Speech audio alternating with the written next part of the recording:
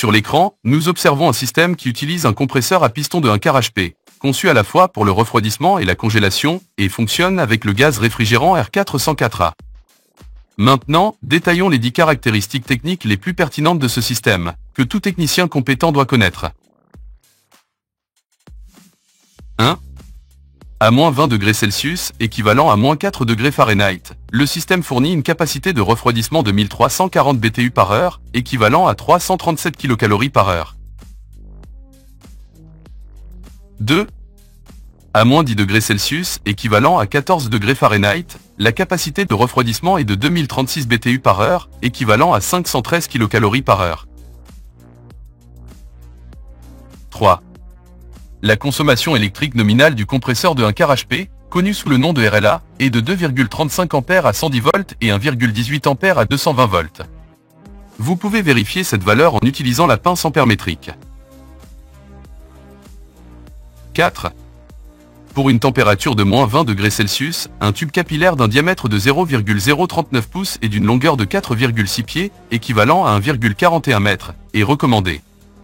À l'écran, nous montrons d'autres mesures alternatives pour le tube capillaire. 5. Pour une température de moins 10 degrés Celsius, un tube capillaire de 0,047 pouces de diamètre et une longueur de 6,46 pieds, équivalent à 1,97 m, est suggéré. À l'écran, nous montrons d'autres mesures alternatives pour le tube capillaire. 6. Pour les applications à basse température, la pression de travail sur le manomètre basse pression est de 30,5 livres par pouce carré à moins 20 degrés Celsius. Si vous avez besoin de recharger l'équipement, n'oubliez pas de le faire toujours en phase liquide ou en tournant la bouteille de réfrigérant de 180 degrés, car le R404A est formé internement de plusieurs gaz. 7.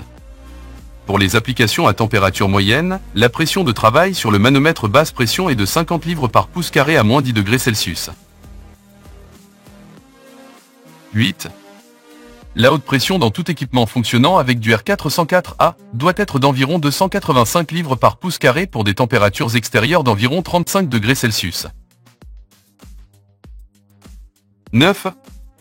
Le compresseur de ces systèmes utilise de l'huile de type POE, principalement de type POE32.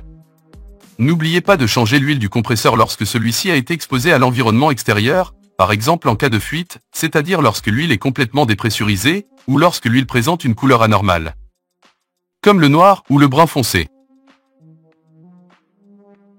10.